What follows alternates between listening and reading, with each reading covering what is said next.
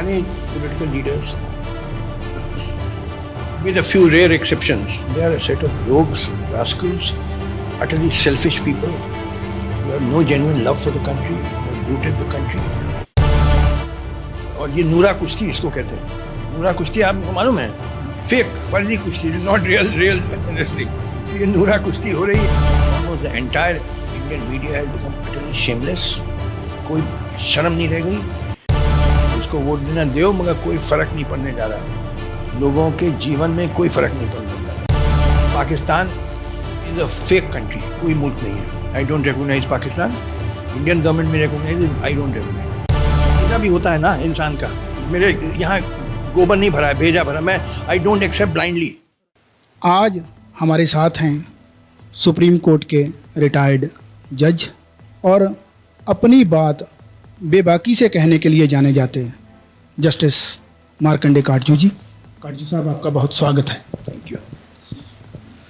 तो काटजू साहब, शुरू आपकी ही किसी बात से करते हैं कि तुम्हारे काफिले की दास्तां यही है. तुम्हारे काफिले की दास्तां यही है. रहबर ने मिलके लूट लिया राहजन के साथ. आपने ये अभी चुनाव के मौसम में ये ट्वीट किया. तो मैं पूछना चाहता हूँ, आप कहना क्या चाहते हैं? लेकिन कहना ये चाहते हैं कि किसी कंट्री के प्रोग्रेस के लिए political leadership is absolutely important. Political leaders must be totally patriotic, modern minded, who are determined to rapidly modernize the country, take the country forward. उसके बगैर देश तरक्की नहीं कर सकता.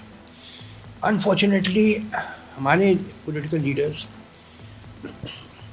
with a few rare exceptions, they are a set of rogues, rascals, utterly selfish people who have no genuine love for the country, who have looted the country, who polarize the people.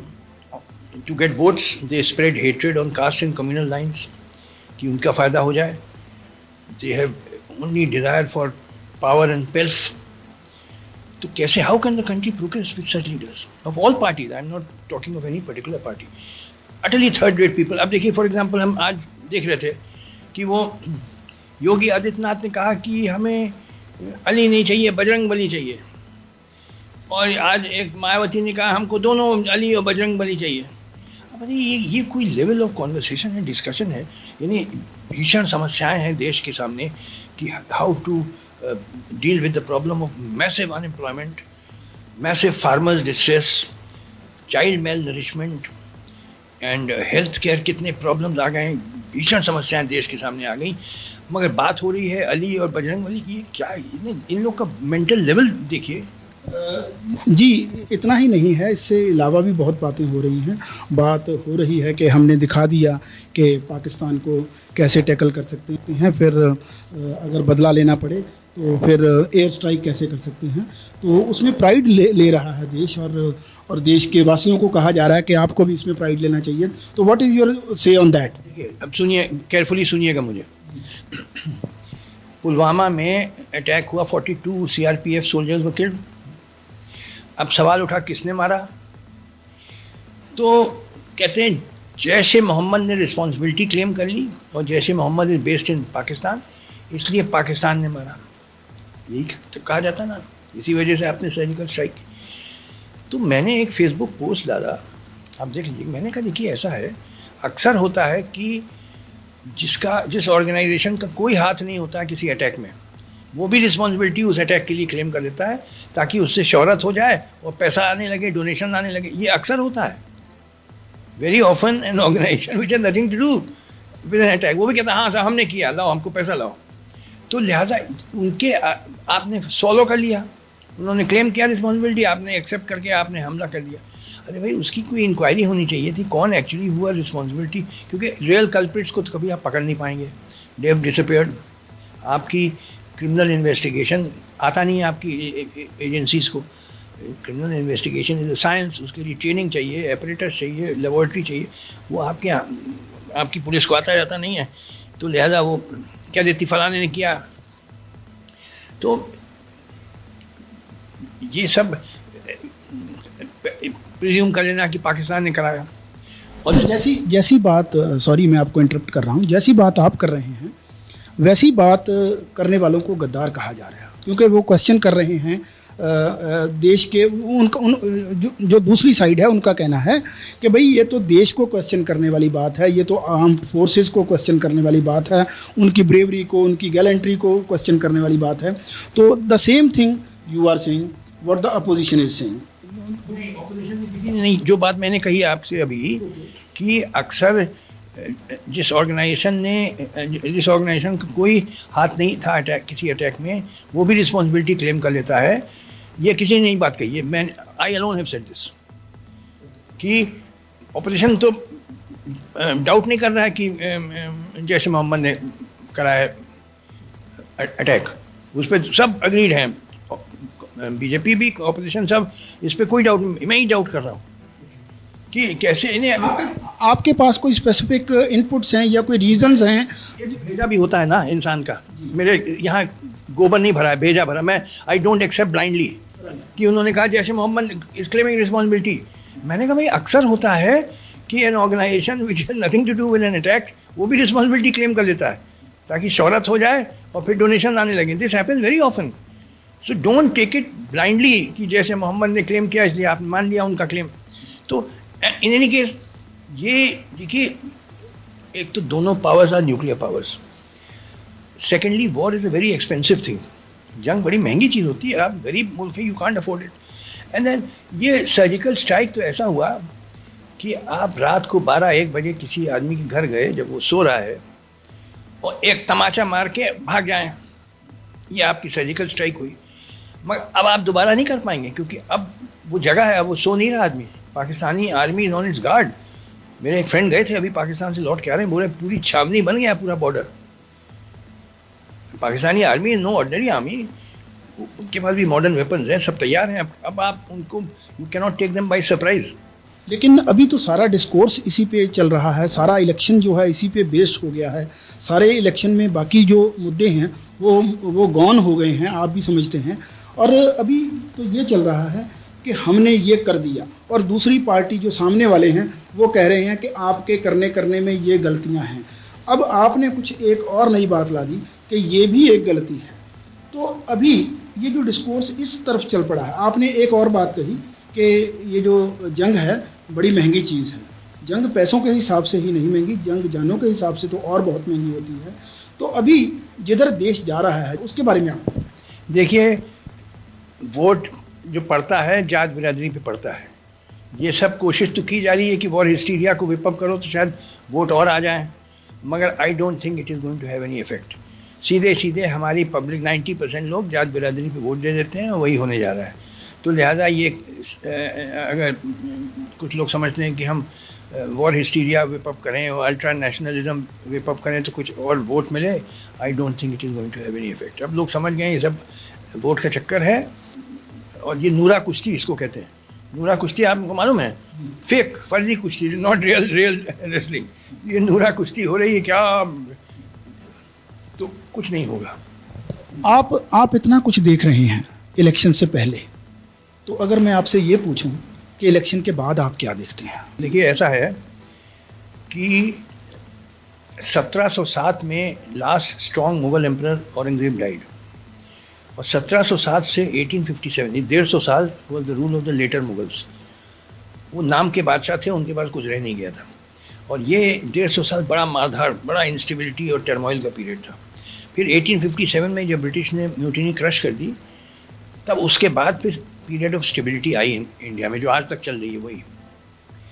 अब इस election के बाद फिर से instability का period आ रहा है हिंदुस्तान में।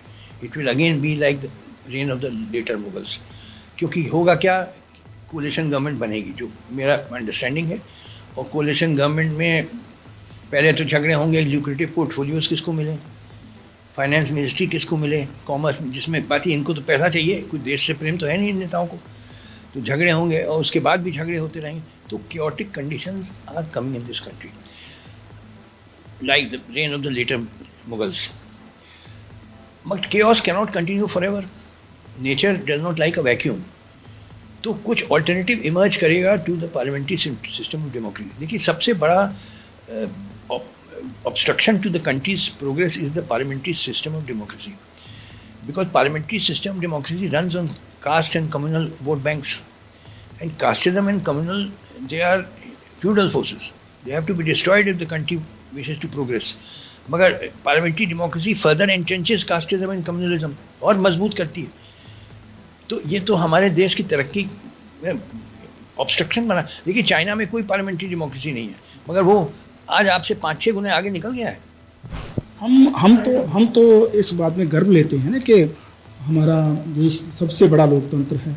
लोकतंत्र का मतलब है मेजॉरिटी वोट. मेजॉरिटी तो होते हैं कास्टिस्ट और कम्युनल. तो आप उन पे कैसे रिलाई कर सकते हैं? मेजॉरिटी जो आम जनता है उसकी मेंटल लेवल बड़ी लो होती है. वो ही लाइक अ 5-year-old चाइल्ड. 5 साल का जो बच्चा होता है, आप उससे ये नहीं पूछेंगे कि तुम स्कूल जाना चाहोगे कि नहीं जाना. वो कहेगा हम तो घर में खेलना चाहते हैं. कोई बच्चा स्कूल नहीं जाना चाहता, मगर आपको ज़बरदस्ती भेज. If you are a good father, आप जानते हैं कि उसका फ्यूचर एजुकेशन में you will force him to go to school. तो लिहाजा आपको जनता की कंसेंट नहीं लेनी है, क्योंकि आम जनता तो बेवकूफ़ होते हैं, गधे होते हैं. उनका तो भूसा भरा हुआ है यहाँ पे जातिवाद और कम्युनलिज्म. उनकी विशेष में नहीं चलना है आपको. You have to have some kind of dictatorship. जैसे टर्की में मुस्तफ़ा कमाल आया था, आर्मी जनरल था, उसने सब ख़त्म कर दिया, मदरसे और शरिया और बुरका, ये सब उसने कहा मॉडर्नाइज करेंगे हम टर्की को, क्योंकि we have been kicked around by the European powers. उस ज़माने में Turkey was known as the sick man of Europe. वो सारे यूरोपियन पावर्स लात मारते, जूता मारते थे टर्की को. आप कह रहे हैं साहब लोकतंत्र तो बेवकूफ़ी है. लोकतंत्र का means majority vote, and majority consist of idiots. 90% of your people are idiots. भरा है गोबर यहाँ जातिवाद का, कम्युनलिज्म का. तो how can you rely on them? I don't believe in democracy. Democracy means rule by the idiots. अच्छा, एक ये बताएं कि अभी चौथा स्तंभ है मीडिया, जो अपना हर जगह का ही और अपने देश का भी. तो अब जो मीडिया है उसके रोल पे भी बहुत सवाल उठाए जा रहे हैं. तो इसके बारे में आप क्या सोचते हैं? तो मीडिया के रोल को आप कैसे देखते हैं आज की डेट में? 2-4 अपवाद को छोड़ के, 2-4 एक्सेप्शन को छोड़ के, almost the entire Indian media has become utterly shameless. कोई शर्म नहीं रह गई और इररिस्पॉन्सिबल. जो पुलवामा अटैक हुआ उसके बाद जो रोल प्ले किया इंडियन मीडिया में कि वॉर मॉन्गरिंग, सेबर रैटलिंग और भड़काओ, जिंगोइज्म कर करके, कोई शर्म नहीं आई आप लोगों को? आपको बस पैसा कमाना है, TRP रेटिंग बढ़ानी है और अपने मालिक को खुश करना है.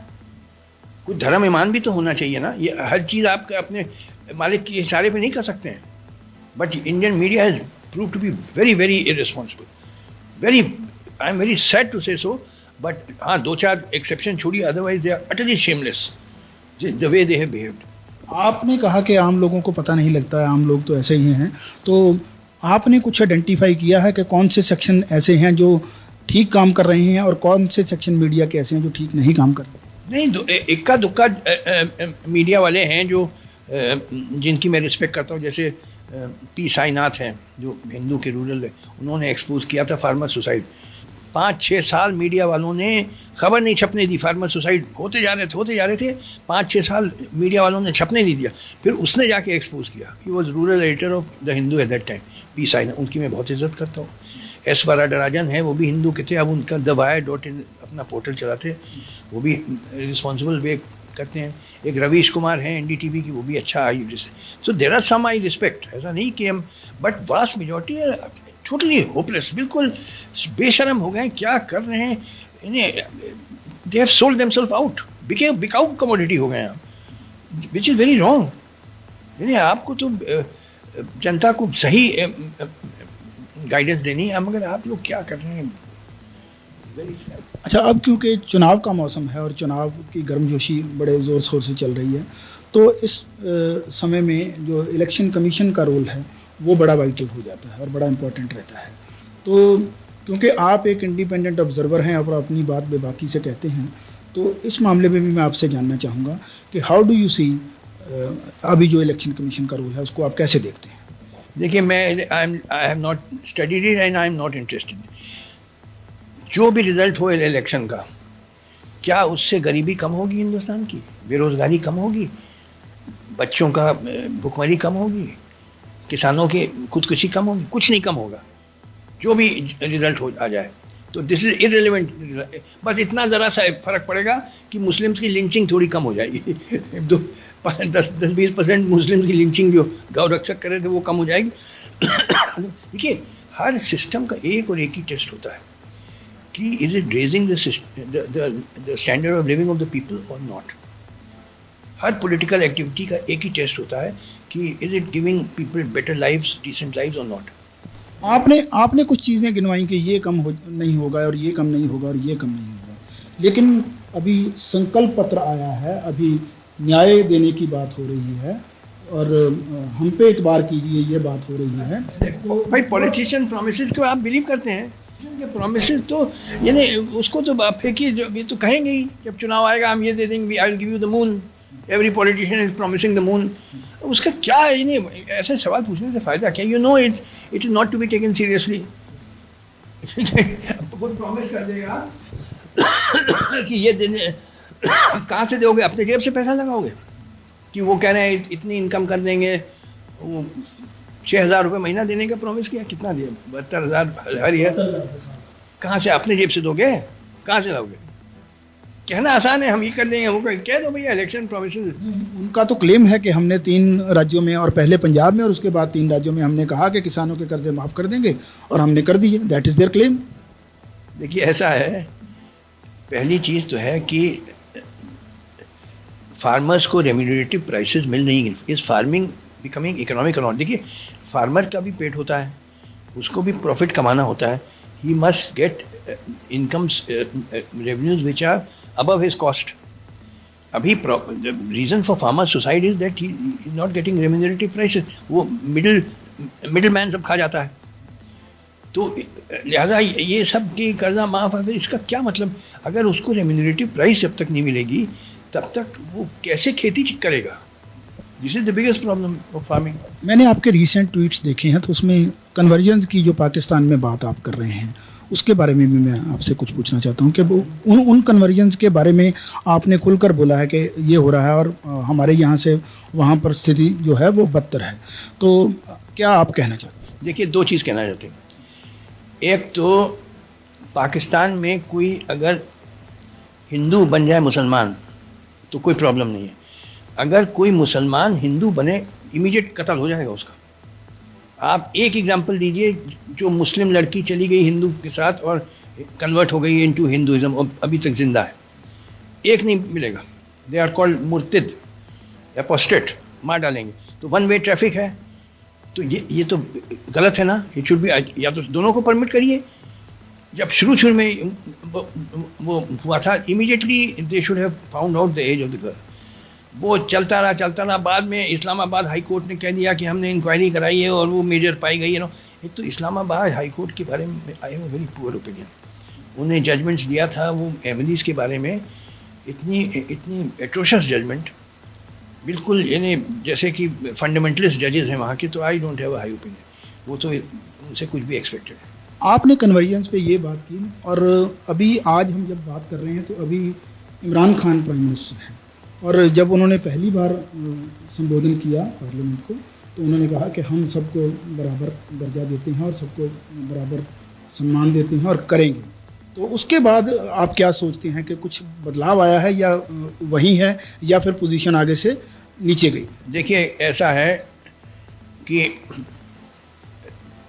Pakistan was created on the basis of the 2 nation theory कि हिंदू और मुस्लिम आर 2 सेपरेट नेशन और मुस्लिम्स को एक अपना स्टेट चाहिए, उस बेसिस पे क्रिएट किया गया। Pakistan is a fake country, कोई मुल्क नहीं है। I don't recognise Pakistan. Indian government में recognise, I don't recognize. Because Pakistan क्या है? वो पंजाब है, सिंध है, Balochistan, north west frontier province. तो मुग़लों के ज़माने से it was part of India और we share the same culture. मैं बहुत पाकिस्तानियों से मिला हूँ, कोई फ़र्क ही नहीं मुझे महसूस। जैसे आपसे बात कर रहा हूँ, जैसे हिंदुस्तानी उनसे बात करता हूँ, I feel no different. We are actually 1 nation. ये तो फ्रॉड किया, अंग्रेज़ों की चाल थी हम लोग को कमज़ोर रखने की और लड़वाते रखने की। मगर we are bound to reunite. जब तक रियूनाइट नहीं होंगे तब तक एट्रोसिटीज़ होंगी on minorities, both in India and Pakistan. Maybe Pakistan more, but we have to reunite under a secular, modern-minded government which does not tolerate religious extremism. while permitting religious freedom, it will not tolerate religious extremism, whether Hindu or Muslim. तब तक ये minorities पे operation होगा. मेरा सवाल था, इमरान खान के आने के बाद आपको क्या कोई फ़र्क लगता है? नहीं, कोई ख़ास फ़र्क नहीं. देखिए क्या कर सकते हैं इमरान खान, वो तो बैठे हुए हैं अपने इस्लामाबाद में.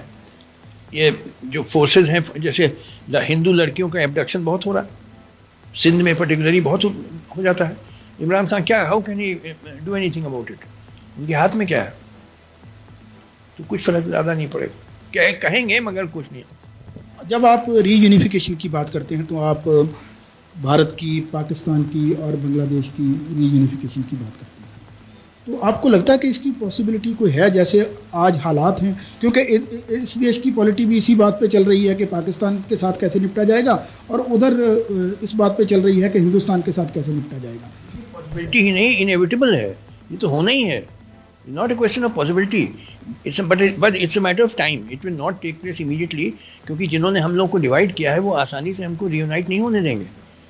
Western powers will not allow us to easily, वरना उनका पूरा खेल बिगड़ जाएगा.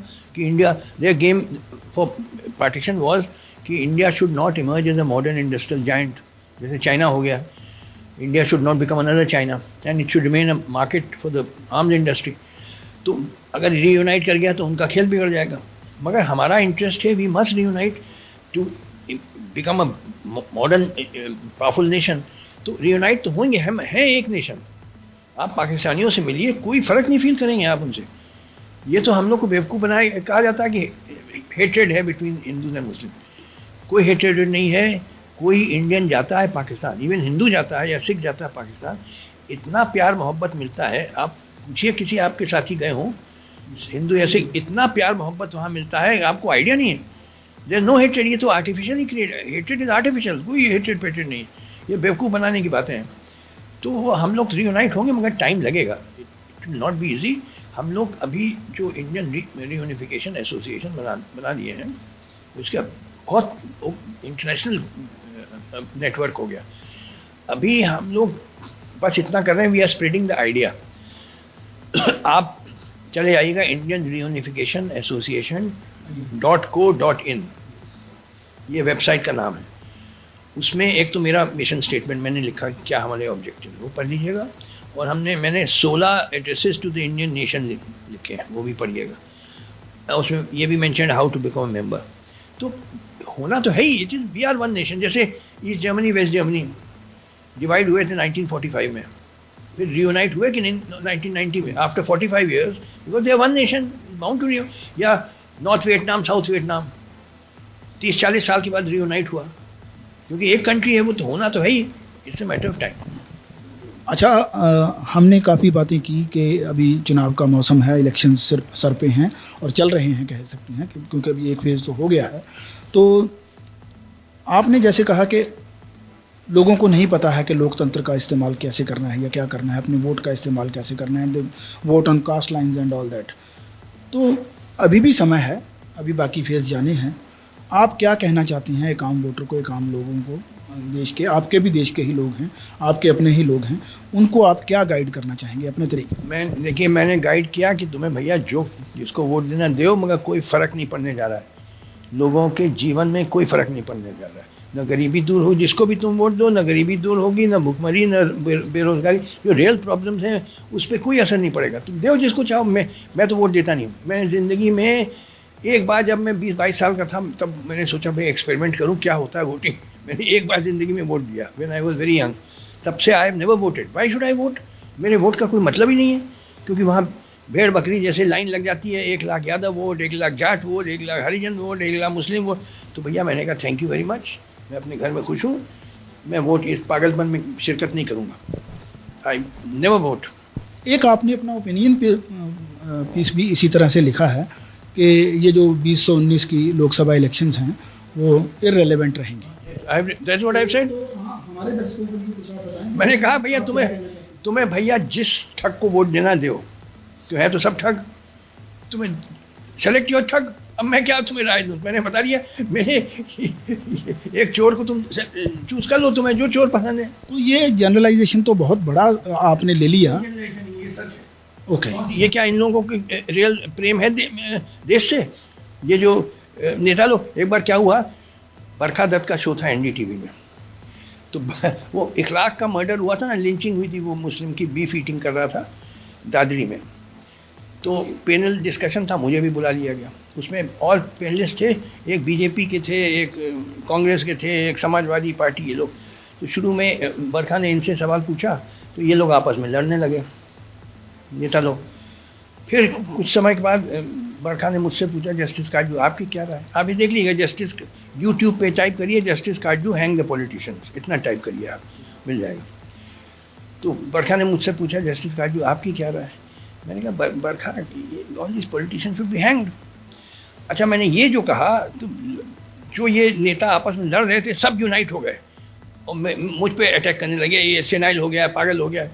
मैं सुनता रहा, थोड़ी देर बाद फिर मैंने कहा, देखिए मैंने कौन सी गलत बात कही? आप लोग जनता को पोलराइज करते हैं, नफ़रत फैलाते हैं, कास्ट और कम्युनल वोट लाइन्स पे डिवाइड करते हैं टू गेट वोट्स हैं। आपको देश से कोई प्रेम तो है नहीं, तो क्यों नहीं ऐसे आप जैसे लोगों को हैंग किया जाए जो who spread hatred in society just to get votes? What wrong did I say? आप देख लीजिएगा यूट्यूब पे justice Katju hang the politician, इतना टाइप करिए मिल जाएगा। तो दोस्तों, ये थे जस्टिस काटजू हमारे साथ, जिनसे हमने बात की। चॉकलेटी बातें नहीं करते हैं, मीठी मीठी बातें नहीं करते हैं, खट्टी मीठी कुछ बातें करते हैं और ज़्यादा बातें कड़वी करते हैं। और कड़वी किन किन को लगती हैं, ये जिन जिन को लगती हैं उनको ज़्यादा पता है। और मैं इनका धन्यवाद करता हूँ कि आज भी इन्होंने अपनी बात बेबाकी से रखी और he didn't mince his words, और जो कहना था वो कहा। आपका बहुत धन्यवाद।